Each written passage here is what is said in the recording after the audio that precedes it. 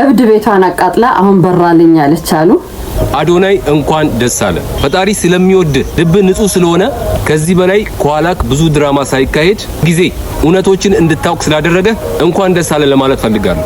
ከጃኒ ጋር ያለህን የፍቅር ግንኙነት በአስቸኳይ ማቆም አለብህ ብዬ ነው ማሰብ። ብዙ ሰዎች በእነሱ ላይ ቪዲዮ ሰርተዋል፣ ምንም አላልኩም። ባንተ ግን በጣም ነው ያዘንኩት።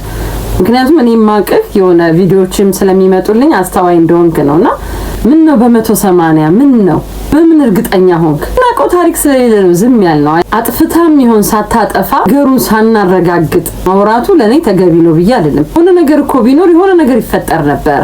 እሱ ውሳኔ በኋላ አንተ ይሄን ነገር ብታወራ በጣም ደስ ይለኝ ነበር።